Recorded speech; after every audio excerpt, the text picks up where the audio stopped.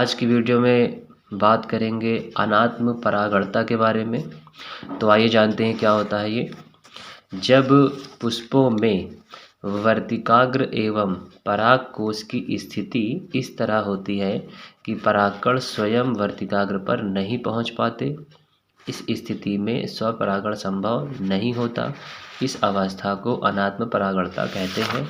इसे हर्कोगैमी के नाम से भी जाना जाता है। तो आइए इसको चित्र के माध्यम से समझते हैं कि ये अनात्म परागणता क्या होती है।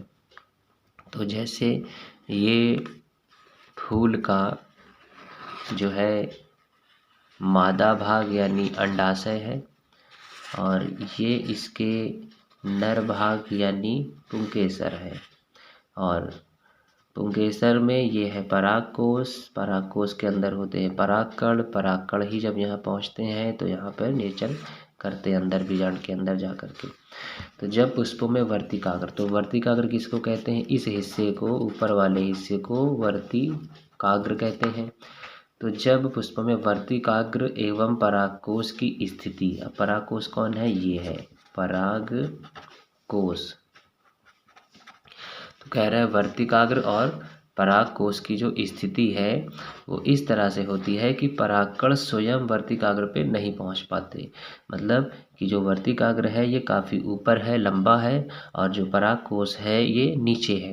तो इनकी ऐसी स्थिति नहीं है कि परागकण यहाँ से निकल कर के ऊपर जा सके, स्वयं से जा सके। कोई कीट पतंग आएगा बैठेगा वो तो पहुँचा सकता है, लेकिन स्वयं से जाने की बात हो रही है कि स्वयं वर्तिकाग्र पे नहीं पहुंच पा रहा है, ऐसी स्थिति। यानी कि ये लंबा हिस्सा है और ये छोटे हैं।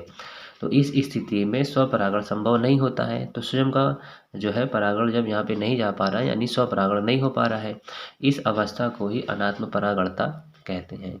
तो इसे ही हर्कोगैमी के नाम से भी जाना जाता है। तो यानी कि जो नर भाग है पुंकेसर यानी परागकोश, ये छोटा है, वर्तिकाग्र वाला हिस्सा ऊपर है, इसका परागकण स्वयं यहाँ पे नहीं जा पा रहा है स्वयं से। तो इसी स्थिति को जो है अनात्म परागणता कहते हैं।